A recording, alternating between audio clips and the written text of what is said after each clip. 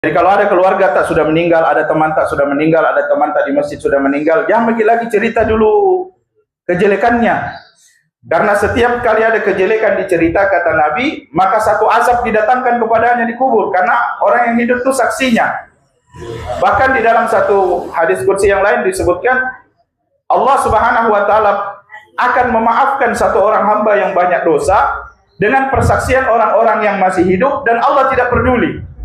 Artinya kalau selama kita yang hidup ini sangkakan baik dengan orang-orang saudara-saudara yang sudah meninggal dunia, maka itu yang Allah akan jadikan apa? Sangkaannya untuk kita. Kan masalah amalnya dia, urusan dia dengan Allah. Tapi sangkaan orang-orang yang hidup ini menjadi saksi bagi Allah tentang orang-orang yang sudah mati itu. Kemudian jemaah sekalian, mengenai kematian senyum itu juga bisa jadi, Pak. Banyak sekali keterangan dari hadis-hadis Nabi SAW mengenai orang yang Allah selesaikan dosa-dosanya di dunia dengan musibah. Selepas musibah itu Allah bereskan semua dosanya. Begitu sebaliknya, ada orang-orang yang Allah Subhanahu wa Ta'ala berikan dia kesenangan, yang kesenangan itu sebagai balasan kebaikannya, sehingga Allah tidak balas lagi kebaikannya di akhirat. Ini Allah cerita tentang orang kafir.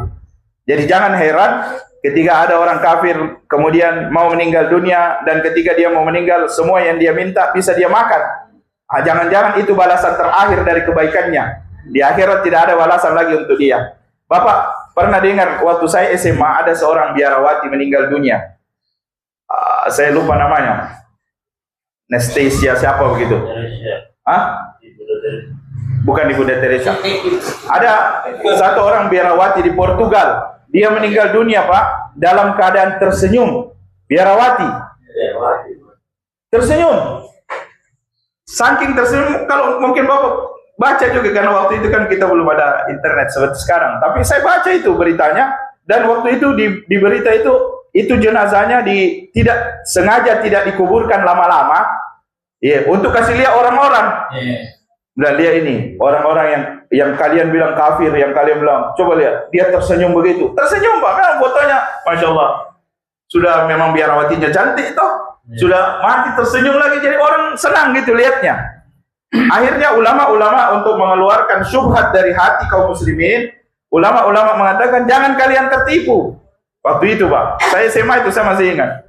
Dikatakan, jangan kalian tertipu. Keadaannya orang ini di antara dua pilihan saja, tidak ada pilihan ketiga. Yang pertama, wanita ini sudah bertobat kepada Allah dan dia sudah masuk Islam dalam keadaan kita tidak tahu. Sebagaimana kisahnya Raja Najasyi yang Rasulullah SAW salat gaibkan di Madinah. Semua orang bilang itu Raja Najasyi sudah meninggal. Jibril datang kasih tahu Rasulullah, ya Rasulullah, itu Raja Najasyi itu sudah masuk Islam baru meninggal. Maka Rasulullah salat gaibkan. Itu kan kebahagiaan itu. Bisa jadi, kata ulama itu, bisa jadi ini orang sudah masuk Islam baru meninggal. Kita tidak ada yang tahu. Itu sangkaan pertama. Sangkaan yang kedua, Allah Subhanahu wa Ta'ala memberikan pemberian terakhir di dunia karena dia orang baik. Maka Allah berikan dia pemberian terakhir, dan pemberian itulah yang membuatnya tersenyum.